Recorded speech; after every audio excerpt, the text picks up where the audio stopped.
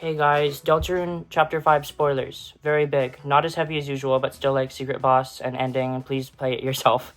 Deltarune Chapter 5 has so significantly shaken up how I think about the whole game, and despite the criticisms about vague posting or lack of story progression, I seem to be the only person who actually felt overwhelmed with the amount that it changed and added to theories I've had. It totally changed how I think about the alternate routes in the game, some of the main characters, and even completely validated a theory that I had post Chapter 4, which was totally baseless, but is what actually got me to start putting theories out, because what if I get one right again? One of my favorite parts, though, was actually probably the least story-intensive part, this wonderful section known as the Flower Cafe. This video is going to be a pretty relaxed but very comprehensive look at every single interaction we can view in the Flower Cafe in Deltarune Chapter 5 in game order. I absolutely love how Toby more or less added Fire Emblem support conversations into the game. It's kind of a match made in heaven for someone like me. I'm kind of just gonna go where the wind takes me. This is all heavily scripted, but it has been written essentially based on any thought that a scene gave me. Some of them are much longer than others, of course, but in general, this will be a less edited video. This is the kind of thing that I would sleep to. Don't take any observations I make in it too seriously. There's no broader point to a majority of them. But anyways, let's get into how awesome this part of the game is. And my cat is here also. Aqua and Kris. The first break we unlock is between Aqua and Kris, and it is just delightful. The very first thing I'd like to point out is that earlier in the chapter, Aqua acknowledges that Kris has a knife and doesn't use it. This is probably lore relevant. I'm not really sure what to make of it. Anyway, though they are evidently knife friends and Blue, which is just wonderful, and I love them, and I want Aqua to be happy and for no harm to ever befall her. Another interesting thing about this scene is that it enforces that shape-shifting is something that our party just literally does. We also know that it's not an ability everyone has, as Aqua's unable to do it. Oddly enough, this kind of implies there's something special about Ralsei, go figure, because it's not exclusive to light world beings, since if it were, the flowers would be able to do it too, right? Because they're light world beings. Instead, it's probably just a mechanical thing that's being lampshaded, but it's still fun to think about. Maybe my old dusty Ralsei Player 2 theory isn't as bad as I thought. It is very funny, though, how judgmental Aqua is at the end of the scene over Kris's inability to properly perform magic. But why she gotta be like that? Kris is insecure about magic. I think shapeshifting is magic. Poor Kris. Justice for Kris. They basically get abused in this scene and some later scenes. You all know what I'm referring to. Please don't skip there. I mean, you can if you want, but please don't. Aqua and Seth. I really appreciate having a break time that just lays out the genders of all the flowers for us. There is the glaring exclusion of trans girl, plural, self-cessed lesbian for pink, and flowery gender for flowery, but excluding those, we get them all here. Yellow being a cowboy actually makes him an official demi-boy Toby Fox character? While it's clearly a joke, this is an ultimately wholesome scene about the other flowers accepting Seth despite their neutral and gender-questioning identity. I also really appreciate that Aqua is a young child here learning about this concept. Something that I think is relevant to Kris's story is that they are, in fact, trans. We don't know and we don't need to know what their assigned gender at birth is, but Man Country saying it's a man's world and non-men are okay too is very much suggesting that Kris was not born non-binary, but instead arrived at that conclusion after at some point or another identifying as a man. Notably due to Toby Fox's extreme Tumblr usage, I'd like to point out that non-men is a Tumblr lesbian term, usually used to simply explain to people how non-binary lesbians are a thing. The long explanation is that basically sapphic attraction is a label and is generally used by people who mutually agree that their relationship is lesbian in nature. And that usually has to do with having a relationship that fills roles historically associated with lesbian pairings and is really only ever exclusionary towards cis men, for reasons that are hopefully self-explanatory but can somehow be discussed in more detail than I would feel is relevant right now. My girlfriend is genderqueer and not specifically only a girl, but we still identify as a lesbian couple. But that's kind of a hard thing to explain, so a lot of the time we just say, and by we, I mean the Tumblr lesbian population, in order to talk about it, we kind of say non-men being attracted to non-men implies lesbianism, which isn't always strictly the case, because like you could have two non-binary people who identify as being in a gay relationship in like the yaoi sense, but I don't know. I'm kind of getting off track. But that is why people call Cruzy and Krizel Yuri. By the way, Aqua definitely parallels Kris a lot, but I don't really think it's productive to theorize that pre-transition Kris was literally Aqua. My headcanon is that Kris was AFAB, but as far as I'm concerned, the only thing that's important about their assigned gender at birth is just that they did in fact have an assigned gender at birth. And even that is more of a very strongly suggested theory than 100% canon. I'd be pretty surprised if the intention isn't for Kris to be trans, but I still don't think their assigned gender at birth really matters. Then again, the term feminist is used exactly one time in Chapter 4, which maybe is evidence that women have been historically oppressed even in Deltarune. Oh, and Seth has glasses like Ralsei, and has that cute ship moment.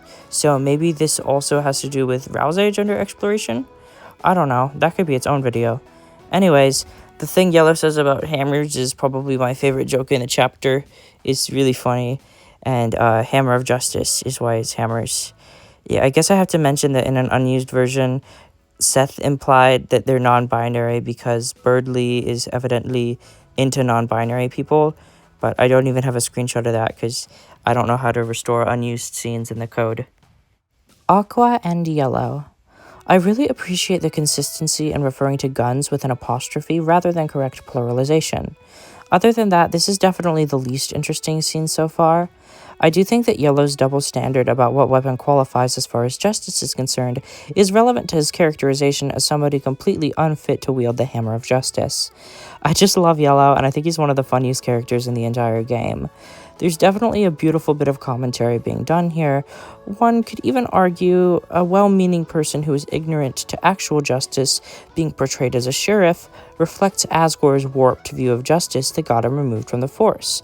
And then one could also logically extend this to actual police, but I'm not entirely sure what the commentary would be in that case. But somehow I don't think Yellow of all characters is commenting on a huge issue like that. I could be wrong though. Imagine the 20th anniversary stream has a PSA about police funding involving Yellow. Aqua and Green. Aqua is very cute. I think it's so funny that Origin of Fire seems to be a casual drop of the canon name of one of Green's attacks. I love Toby's completely random internal lexicon that he seems to have had in mind for a long time. Sometimes it's an in-joke with the community, sometimes it's an in-joke that we're not in on. Something I have seen people observe is that Green is a bit like Carol due to always being owed money by everybody and being quiet. I'd like to add, though, that even though Noelle is the one who made the cheesy cracker snack tray and says things like cheeses and cheesy points, it's very plausible that the origin of her cheese-loving fire is Carol. So maybe this is evidence for the flowers show a reflection of the Dreamers and the Holidays theory. Either way, we should all be more like Green. Aqua and Blue. Aww, Aqua wants to learn about love. This one is actually really weird though. Love is how the world revolves. I thought the world revolved with chaos. But now that I think about it, Jevil proposes we play a numbers game in which we kill each other. So maybe this is a double meaning with level of violence. That's my current explanation for why Blue references Jevil here. Also, like, feathered pen, white pen of hope, Susie is gay? I don't know, that's probably what that means. The sword is more level of violence. Love is the butterflies in your heart is weird because typically the phrase is butterflies in your stomach, but heart generally evokes soul, which lends to the double meaning with level of violence also. Even that sink to your feet and dance, oh dance, like fights can be similar to dances and Blue's ballet slippers are a weapon. Yeah, for some reason this scene really parallels the double meanings of love and level of violence from Undertale. Interesting. Aqua loves throwing things at people, which again, hurting people as an act of love. Very Undertale. Just neat how this chapter plays with these ideas so much. I imagine this was probably intentional, but I have no evidence. Aqua and Orange. How many times can one say Aqua is very cute? Not enough. Never enough. She is kind of bullying Orange, though. Like, swollen hands aren't even very human, Aqua. You don't know what you're talking about.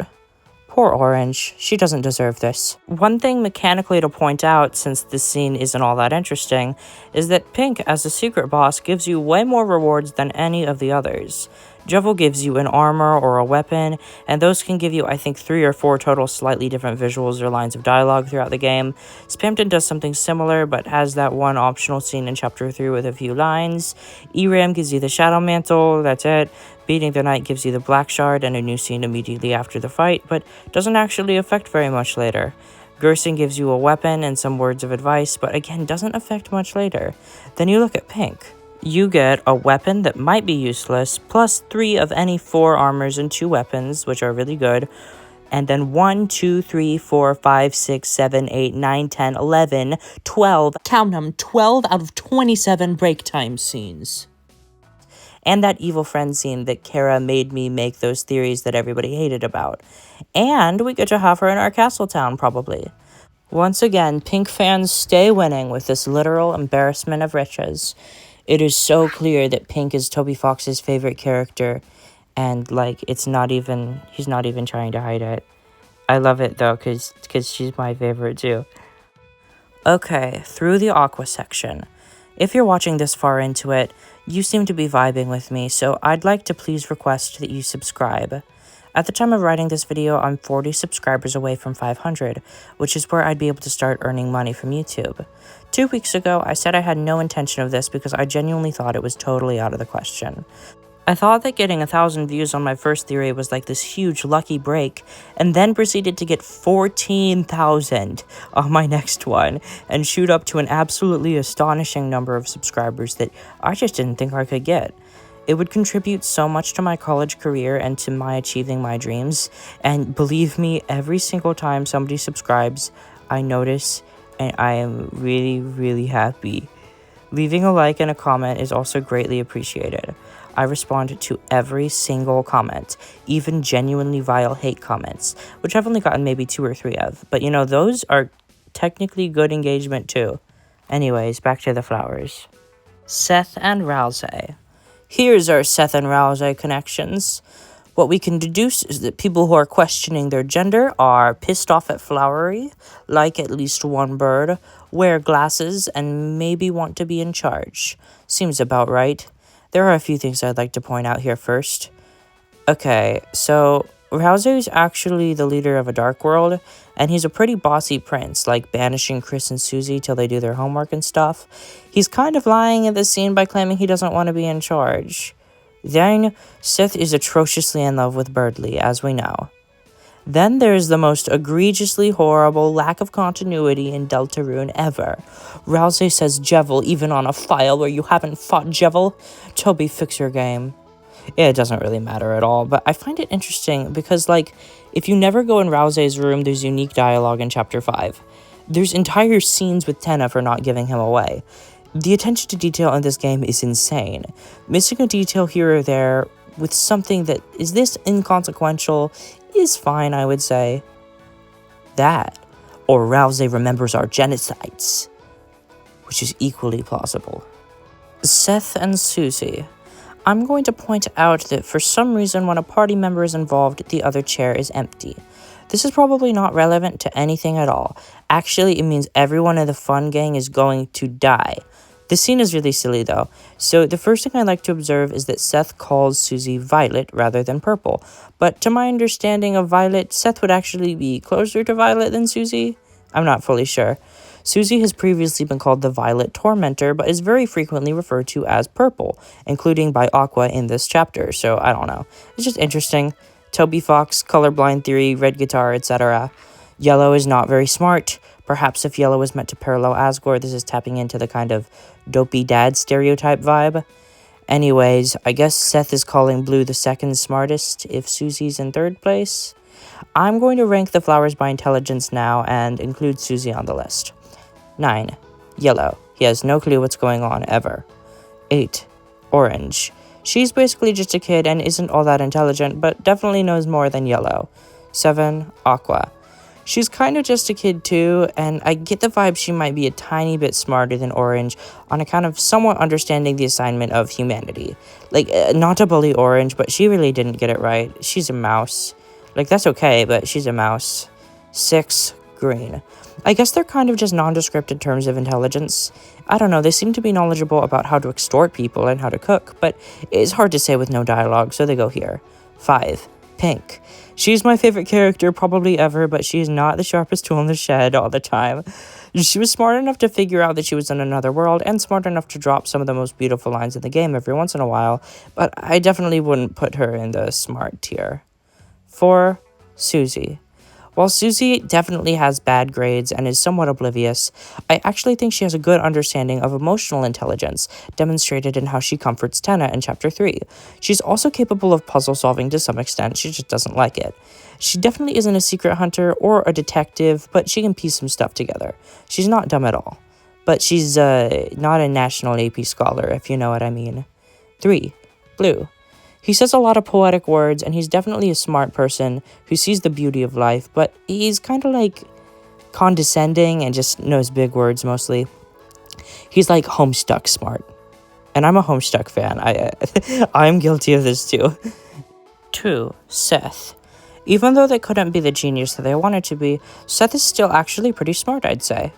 They're still prone to goofs like everyone else, but they very much identify Blue's character flaws in such a biting and cold way. I think Seth is hyper-aware and is like a hyper-analyst of everybody and everything around them, but isn't a great studier. I actually wouldn't say they're maybe intelligent but maybe not a genius. I'd say they're maybe a genius but maybe not intelligent, if you know what I mean. 1. Flowery. Despite not having a real plan, Flowery still has this scheme to get us to befriend the flowers in order to endear us to this world. And for a lot of us, it worked. For me personally, if I had a choice, I genuinely think I would choose this world over Castletown. I love it so deeply, and it's one of my favorite settings in any video game. I wish we could come back. Flowery also is able to predict Ralsei, which Ralsei isn't really that predictable of a creature, so I think that this is a feat in terms of intelligence. He really does know what's going on with Ralsei and helps a lot with them coming out of their shell. He may use the wrong words and stuff, but he's super meta-aware, so I really do think he's the smartest. So I'm assuming that in the list that Toby is really intending, we're supposed to exclude Flowery. From that perspective, Susie is probably the third smartest, yes. But feel free to tell me how I'm wrong and Yellow is the smartest flower in the comments. All that being said, I found them creams, they's steams is a brilliant line, and I also love Ralsei acknowledging Birdley's crush on Susie. Seth seems to think that Kris is the sole object of Birdley's affections, which I think actually implies that Kris and or Asgore have somehow demonstrated this in front of the flowers.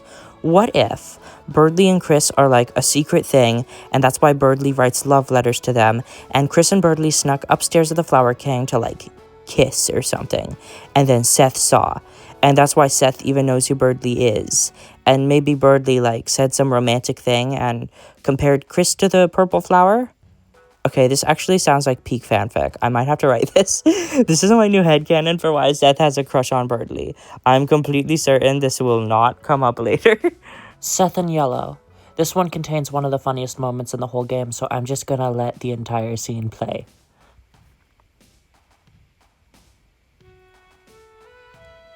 Listen, Yellow, according to my calculations, if you want to be a better cowboy, you need a ranch. Thanks, some Green. Now that I got this cool ranch dressing. Not cool ranch, like regular ranch for cowboys. Hey. Thanks, some Green. This here's regular ranch dressing. Wait, really? Perfect. Now you're all set then. Huh? Yellow, bad news. I did more research. Apparently, ranch means you need a horse to ride. What?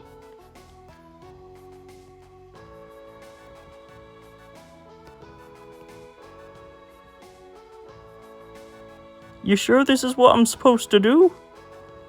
Yes. Please forgive my probably terrible voiceover work. But yeah, I just think it's a really funny scene, and it's really funny to have brought back Horace Ralsei for just this one-off gag. It kind of shows that these break times are not limited to just being dialogue. There can be entire new sprites made for them. I just really love that this chapter has so much care and love and attention to detail, and this scene shows that very well. I am extremely amused. I think maybe this scene should disprove me putting Seth as the number 2 smartest flower, but, Seth and Green. This is definitely a highly controversial statement, but I only enjoy Green a little. I feel like they're totally a solid and funny character, and they're chill, and I love the bit that everybody loves them just for existing. And I think it might actually be a joke about how much people care about Kara, myself included, despite having almost no dialogue, but I don't know. I just don't care nearly as much about Green as any of the other flowers, to be honest. Even Orange. Yes, I know it's messed up to say. Not that Green is bad, I just really love the flowers a lot. This scene itself is very funny. A second Ratatouille reference seems like maybe not the best thing to ever have at first, but I absolutely love Aqua swooping in to do unto Seth what Seth made Orange do to Green. Secretly, this is a metaphor for what Toby Fox is going to do to Kara for making us do the weird route to Noelle. Seth and Blue. When I was initially rewatching the scene for this video, I was like, oh yeah, this one. I like the development for Seth here, but it's not that interesting. Then everybody started showing up after Blue called them cringe, and it was really funny. I love how these scenes really keep you guessing as to when exactly they're going to end. Not in a bad way, in like an I don't want this scenario to stop way. As somebody who owns many volumes of the Garfield comic strips, I find this format of short-form, simple situation interaction to have so much room for humor. It's very reminiscent of early-ish internet sprite comics, which Toby definitely loves, seeing as the creator of Mega Man Sprite comic herself has done some of the character designs for Deltarune. Anyway, it's really nice that Aqua accepts Seth for their cringe behavior. I also think being cringe is fine. I also think Blue completely owns Seth, but Blue is also cringe. But this is genuinely such a Reddit smackdown. If somebody said this to me on the internet, I think I'd delete my channel. I would never recover. I think Blue gets some cheesy points for that. I also just realized Orange being in this scene means it's also unlocked by Pink. So much content locked behind her. Almost like she's important. Would be crazy if there was anything else. Hey, you guys should so watch Twisted Purification Theory. Really pretty girl made it. You should watch it. Seth and Orange. For some reason, this scene is actually one of the most trans-coded scenes. Even more than the scene about questioning gender. If somebody told me that they drew my ideal body as a woman and then showed me anything other than exactly what I am, I'd be pissed. Like, yes, Orange is likely insecure about being a mouse, just like I'm insecure about being trans and not passing well enough, but at the end of the day, Orange has as much of a right to call herself a human as any of the other flowers. They're all flowers, you know? What harm does it actually do to refer to them as humans? Of course, species and gender aren't entirely analogous, but the line "they forgot to draw my abs" really makes me think that there is some kind of commentary here. It's very light commentary, though, and spelled out pretty clearly by Blue's line. I don't know. For identifying so differently than any of the other flowers, Seth is very judgy about how Orange chooses to identify and present. Seth is the most human-ish and has a human name, so they should be the most human. I actually relate to this. When I was in middle school, I would sometimes be hostile towards trans people who I thought didn't pass for being so confidently trans when I wasn't confident despite being more trans than them. That kind of behavior is easy to accidentally slip into and really destructive to everybody. To be clear, I said more trans in quotes. Gatekeeping transness is really dumb. That being said, I don't know if Toby was thinking about that when writing this scene, but I guess it's plausible as anything else because Toby is the wokest game designer of 2026 after releasing the rainbow-colored gay, lesbian, non-binary game during Pride Month. Yellow and Ralsei. The fact that they made another Ralsei doing drugs joke is so wonderful to me. Toby is in the walls. He knows our memes. I bet Baby Chris will be in the next chapter or something. I love Deltarune. Toby Fox is such a thoughtful game designer and writer. I also love how Yellow isn't actually accusing Ralsei of drug use, but rather of murdering plants. I'm really curious as to why parsley is the exception and what parsley has to do with Nabstabluk. I really would like to know if anybody has any idea what the significance of parsley is and why it's okay to kill parsley. Yellow, and Green. Fun fact, on Switch, the default control scheme has Advanced Interact set to A and ZL, but for some reason in Chapter 5, the input is bugged to where ZL seems to register for exactly 1 frame or something. After I wrote this script, a patch dropped that fixed this, so yeah, it works now. Anyway, I think that Susie lampshading the comic strip format by pointing out a joke that she's heard before is delightful. The morsel code thing is amusing and a nice twist, and Aqua coming out of nowhere and talking about the shell is just extremely Toby Fox humor. I enjoyed it a lot. That's about all there is to say. Very, Toby Fox Homestuck fan content, but maybe not so explicit. Yellow and Blue. Yowie, yowie, yowie, yowie, yowie, yowie, yowie, yowie. This is very Homestuck of Blue. I think the only other time the word reverie gets used is flowery. It kind of hits harder when it's just that one line, but it's okay. This is a funny joke. This is also the scene that most demonstrates that Yellow understands nothing. I will say, I don't think Seth's assertion that Yellow is villainous is true at all. I think that Seth kind of overestimates how much of a threat Aqua is. Yes, she sometimes kills the handkerchief with blood, but that's about the worst she's actually done. Okay, and throw knives at us, but there's a distinction between something like Aqua and something like the Knight. You kind of have to buy into a sort of suspension of disbelief that this character who tries to kill you with knives is your friend, and this character who tries to kill you with knives is evil. Video games. Shucks, said for corn reasons. I think that the parenthetical jokes fit in really well with the writing style of the game in general. Just how many there are so far. I think having too much more of them would probably be too much, but I like how they are so far. Yellow drawing smiley faces on the sun will also never not be adorable. Yellow and Orange. The flowers not really understanding what it is to be human is so special to me. I believe the reason that many of them are attached to the idea of humans having headwear is because of Kris's horns that they wore as a child. As for the tail, it's probably because of the Mew Mew doll, which is one of their only exposures to a human. Yellow is actually giving the falsely affirming kind of advice, in my opinion. Somebody came in my comments and said, "You're so pretty, but please, please, please, please, please, please, please do your eyebrows." And it's no. Maybe this is a choice. Look at me. I'm, really beautiful even with bushy eyebrows. But if somebody did my eyebrows and then complimented me, I'd probably be fine with that. If Yellow really wanted to be supportive, he should have volunteered the hat and then complimented Orange. But he's very clueless, he doesn't even know that he's yellow. Green. Yeah, the joke with Green is just that everybody loves them.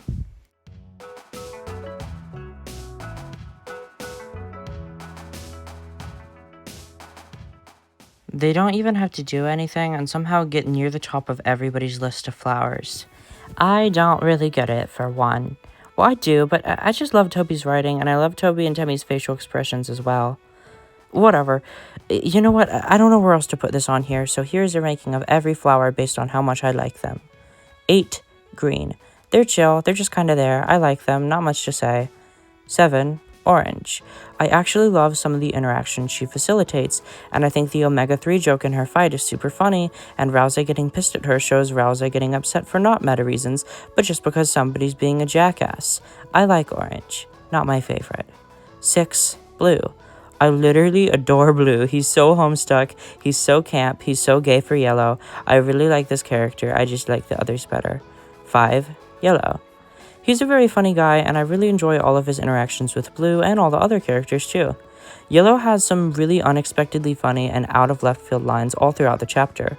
The comedic vocabulary of Yellow is one of continual commitment to rules that are completely rooted in logic, but absolutely not in reason. Kind of like Nirvana the band The Show, if you've seen that. It's very funny because technically, yes, him being guilty of a crime and not being aware of it could be explained by him having tricked himself, I guess. It's just wonderful. Very funny. High marks from me. 4, Seth. I love Seth's design and facial expressions a lot.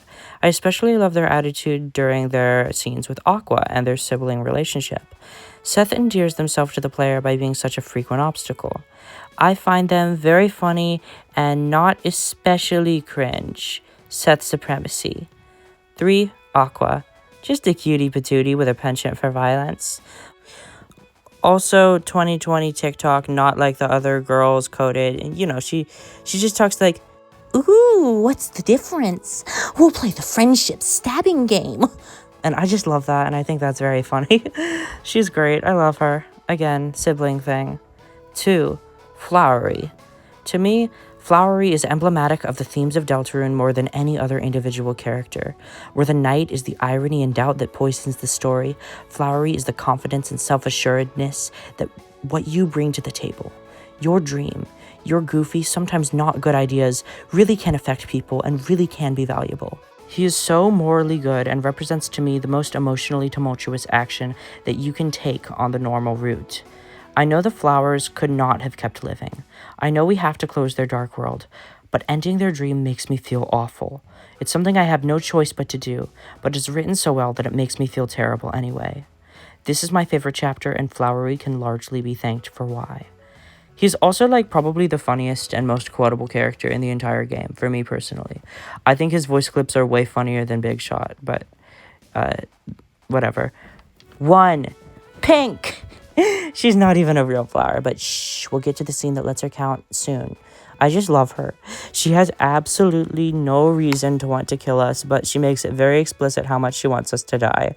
It's wonderful. She has all the primal rage of Maddie and all the wonderful cheesy shoujo hero goodness we always knew Mew Mew would be.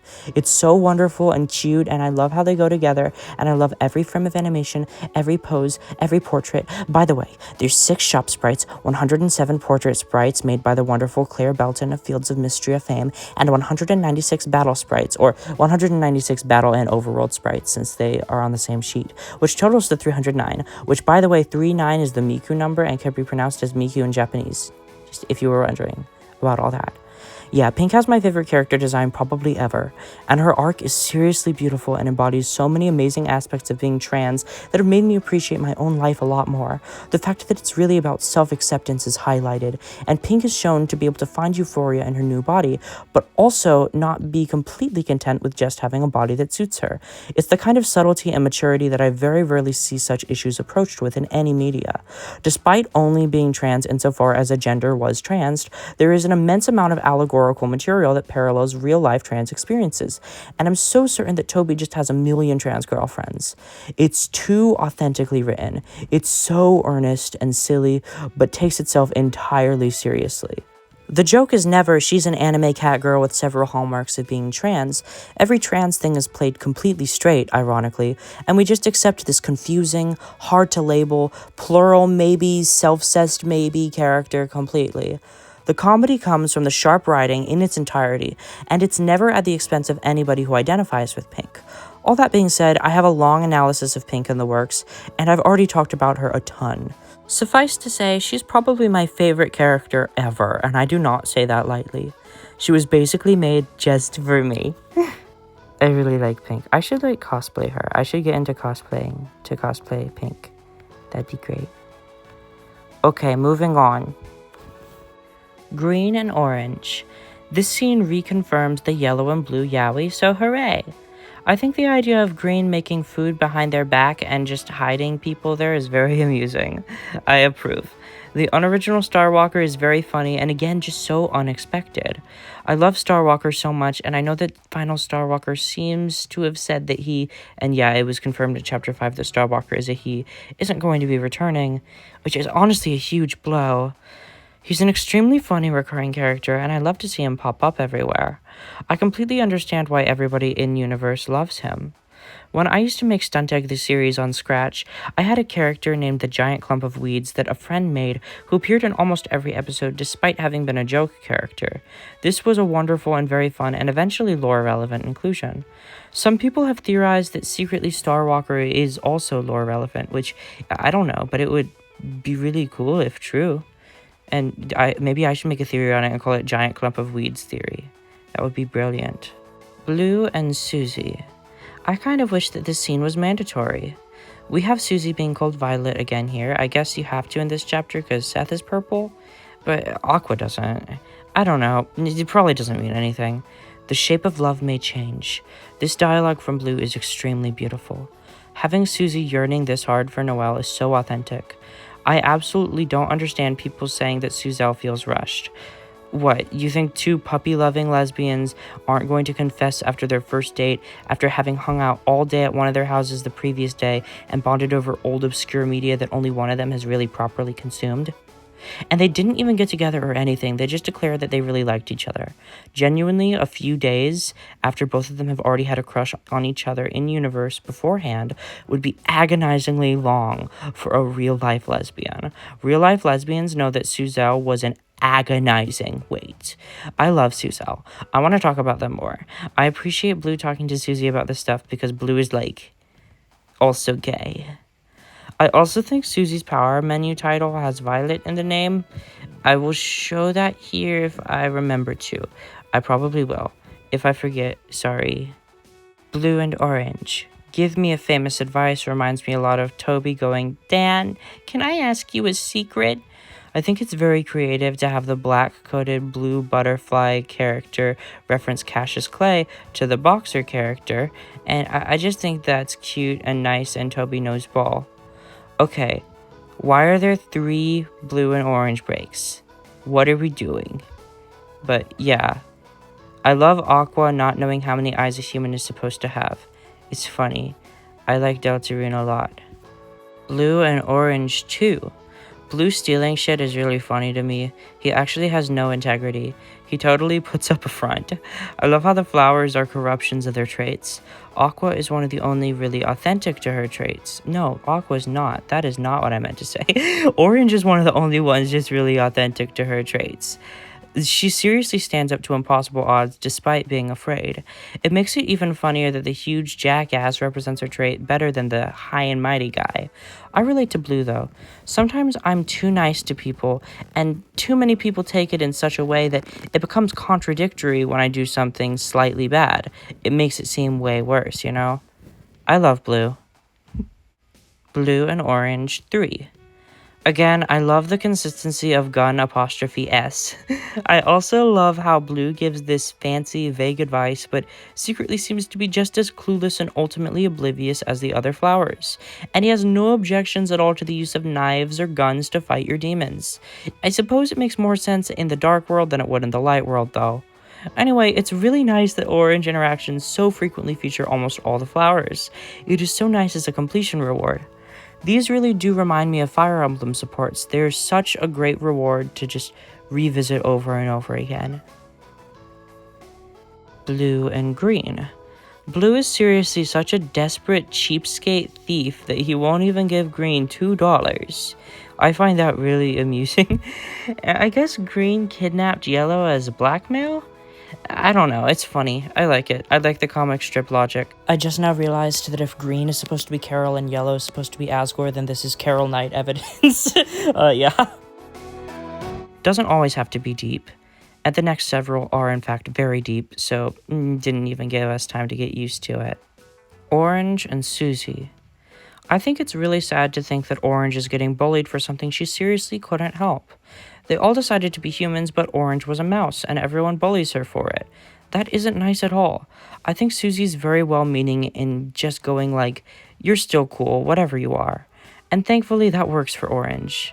Susie really understands people who don't fit in. Because she used to not fit in.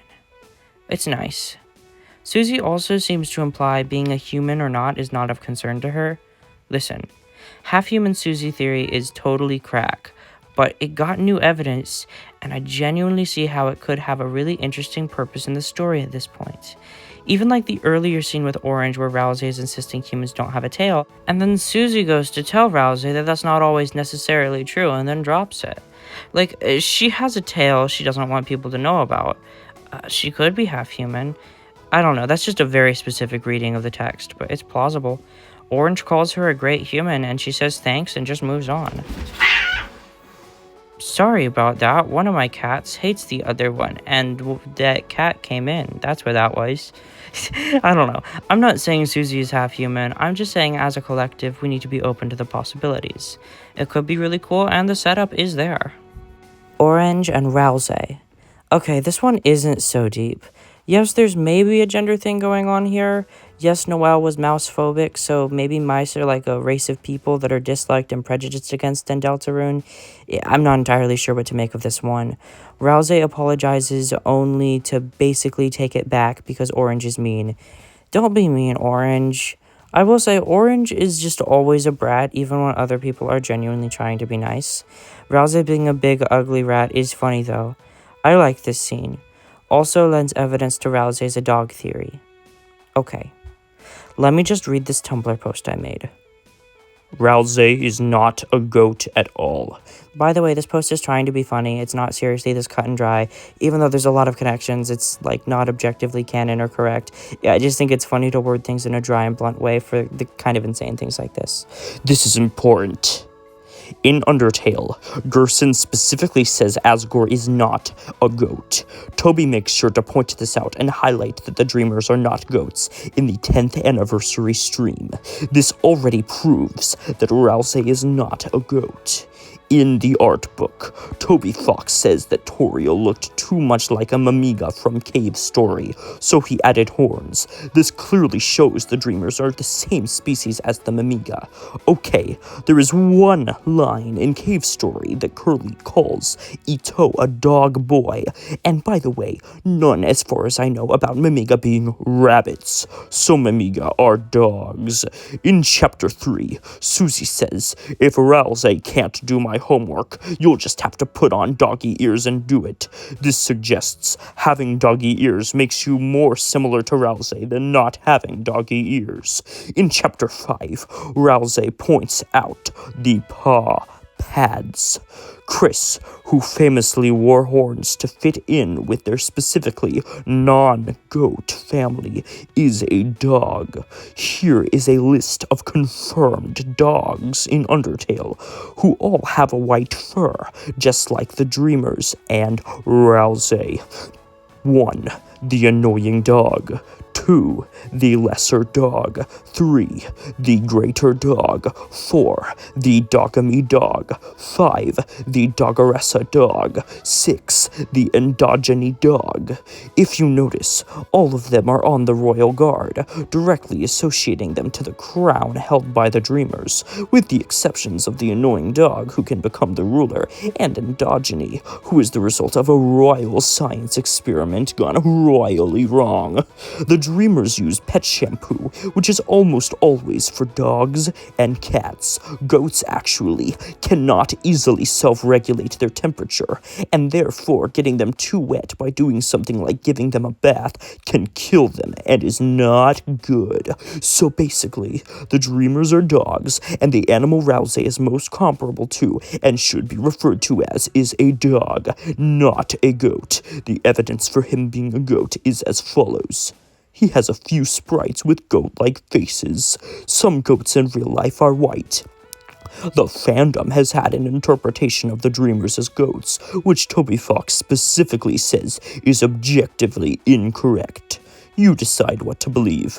Do you believe the overwhelming evidence, or do you believe your heart? What a difficult choice, I know. To be clear, in reality, the Dreamers are not any one specific animal. There's just a ton of dog connections. Anyways, yeah. Pink and Orange. I love that they're sisters. I love them. This scene is trans wish fulfillment because everybody just accepts Pink as a flower. As a trans girl, I can say just literally existing sometimes makes it hard to be accepted in real life spaces, even when everybody is chill and not remotely transphobic.